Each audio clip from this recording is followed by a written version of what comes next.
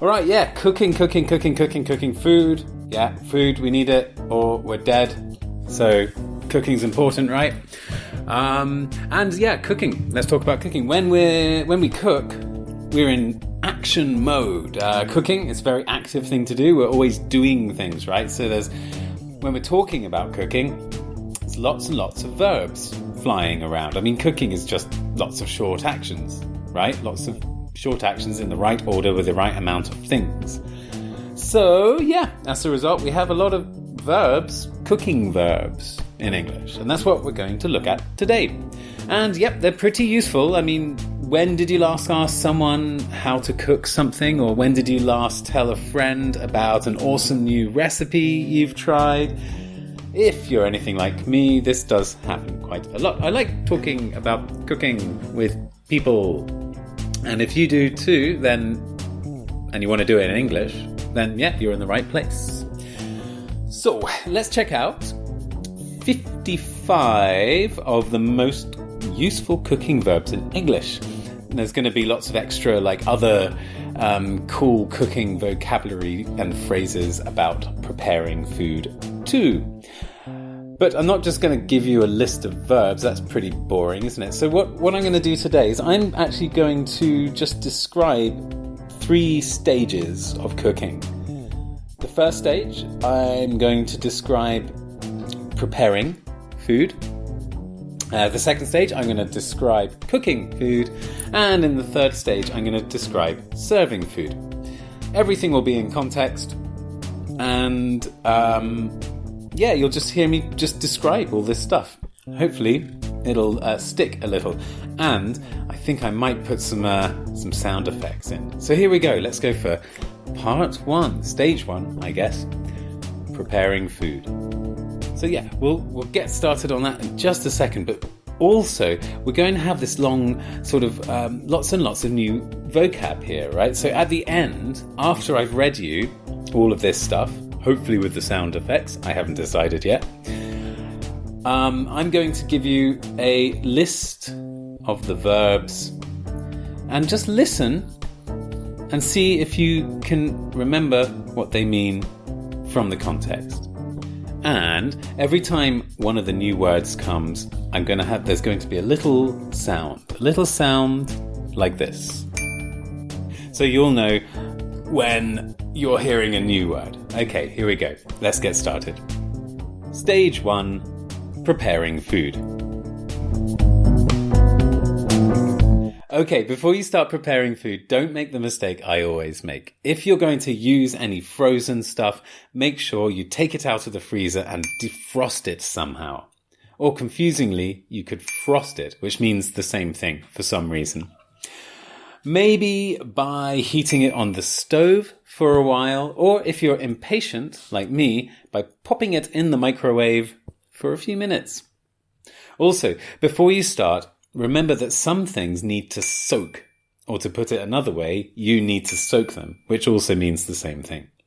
Beans are a good example. Beans can be a pain because you actually need to leave them to soak overnight. That's why people who eat beans are very good at looking into the future. I read that somewhere on the internet, so it's probably true. Okay, now you're ready for some real prep. Okay, a lot of food prep involves dividing big pieces of food into smaller pieces of food, usually with a knife. Chopping is the general word for this. Perhaps you need to chop stuff into slices or simply slice them, or maybe you even dice them, which means chopping them into small cubes about the size of a tiny, tiny box or a dice. A lot of food can also be grated. This involves getting a grater and rubbing ginger or carrots or whatever you're grating along the side. It's also a fantastic opportunity to make stupid jokes like, "This is great." Hours of fun. For some other food, and I'm looking at you, Mr. Garlic, grating isn't quite enough. Some food needs to be crushed. So you might just need to crush some garlic, and it's usually just garlic with a garlic crusher. Just like I crush my enemies. Oh, sorry, by enemies I mean more garlic. And some things just won't go through the crusher. Perhaps they're too small, like little seeds, or too hard, like pepper. In this case, you'll probably need to grind them. For this, you can use a pestle and mortar and pretend you're in an old-fashioned painting. Or use a grinder and pretend you're in a horror film. Sometimes you'll want to mix or combine ingredients in a different way. A typical example of this is when you need to combine flour and water. This is when a whisk comes in handy, which you can use to whisk the ingredients. You can also just stir ingredients. This is the simple process of putting a spoon into the bowl of ingredients and moving it around. While you're doing this, you might want to add a pinch of salt or even some red pepper flakes or something like that. Still not aggressive enough for you? Okay, let's bring out the big guns. It's time to go electric. When you have a blender, you can do most of the things I just talked about with the touch of a button. You can blend your ingredients, but you can also grate and grind them too, if you have the right blender attachments, of course. Sometimes you'll just need to blend stuff on low power, sometimes on high power, and other times you just need to hit the pulse button a few times. If you're working with dough, that stuff you make from flour and water to make bread and pizza and stuff, it rhymes with no, you'll need to knead it. This is when you sort of press the dough with your hands again and again until it's smooth and ready to start the long journey of becoming bread in the oven. If you're making pizza, you are obliged to spin the dough in the air and catch it while kneading. Some dishes require you to roll things. Perhaps it's a pastry thing or cookies, and you need to roll the dough flat. Maybe you've got some big empty peppers and some delicious stuffing. So what now? Well, you need to stuff the peppers. That's right. Stuff the stuffing into the peppers to make stuffed peppers. Stuffed vine leaves, they're also pretty good too. Ah, yes, you want your food on a long spike, like a sword? Great idea. Take the pieces of food and skewer them on a skewer. What's that? It's too wet? Oh, no. Okay, well, that's okay. Just leave it to drain for a while. You know, put it in the sink, maybe in a colander, strainer, or a sieve. It'll dry later. Promise, it really will dry later. That's just physics.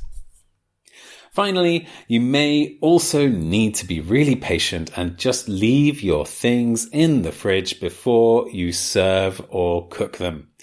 Maybe you need to serve your dish cold, so just let it chill in the fridge. Or put it in the fridge to chill. Same thing. Some things might need to be in the fridge for a long time so that the herbs and spices and delicious things can get right into the food. That's when you marinate it overnight, or leave it to marinate, or let it marinate. Okay, so the main verbs from this stage, preparing food, were, drum roll,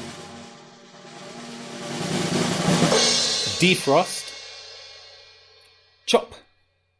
I like that word. I'm going to say it again. Chop. Grate, which is great. Yeah. Crush. Whisk. Stir. Like that word. Stir. Very simple. Blend. In a blender, of course. Knead. Sometimes you need to knead something. Roll. Like rock and roll, I guess. Stuff. Interesting word. We use it to mean things, but also we use it to mean put things inside things. Stuff. Put stuff inside stuff. Stuff with stuff. Yeah, there you go. And skewer. Like sticking things onto a sword. And finally, drain. All right, so yeah, that is preparing the food. That's stage one. Now let's get onto the real stuff, the big business, the fun part, the part that involves fire. And in my opinion, nothing can be improved without some extra fire. So yeah, let's look at cooking food, like actually cooking the food. Okay, here we go. So generally speaking, you might just want to heat something or heat something up. You can do this on the cooker, the top part of the big cooking machine, or even in the oven, the one that's it's like a very hot little room, I suppose. You can put something on low heat, medium heat, or high heat, and sometimes you want to heat it until warm or heat it until cooked through. Cooked through is cooked all the way to the middle. One of the most common ways of cooking stuff is by boiling it. Yeah, you just boil it. This involves getting some water, putting it on the stove or cooker, and bringing it to the boil. When it's boiling, you can add whatever you're cooking, such as pasta. Of course, you can boil other stuff like sauce or soup, and sometimes once it's started boiling, you might want to turn the heat down and let it simmer, or leave it to simmer. Steaming is great fun. It's something I've recently discovered. It's amazing that there's something you can do to make zucchinis actually taste amazing. What is it? Well, it's when you put the food sort of above boiling water, not touching the boiling water, not in the boiling water, above the boiling water, so the steam from the evaporation cooks the food. Really good for zucchini, strongly recommended. Another classic way of cooking stuff is by frying it. This basically involves getting a pan, usually putting some oil in it, adding your food and putting it over the heat. Think of pancakes, for example. There are different ways of frying. Stir frying, common in Asian cooking, is when you have a pan that gets unbelievably hot and you have to keep your food on it moving at all times. It looks great and usually turns out disastrously when I try it. Seriously, don't let me do a stir fry. You will regret it. You can also shallow fry something by cooking it in a shallow pool of oil, or even deep fry something by cooking it in a deep pool of oil. Think of French fries, for example. If you coat or cover food in a paste of flour and water or other liquid before deep frying, then you're battering it. Very popular in the UK, battered food. If you feel like being a bit fancier with your cooking, you could always blanch some vegetables. Yeah, blanching. This basically consists of dipping your veg into boiling water for a very short amount of time, like a few seconds. This scalds the vegetables. Apparently, that's how it's properly done. I've never blanched anything before, but you know, the internet never lies, never ever lies. The internet is always telling the truth. Right, let's put something in the oven and put the temperature up. That's what you say when you want to roast something. Roasting is when you do just that and is probably the most common thing we do with an oven. But what about baking? We can bake stuff in the oven too, right? So what's the difference? Roasting, baking?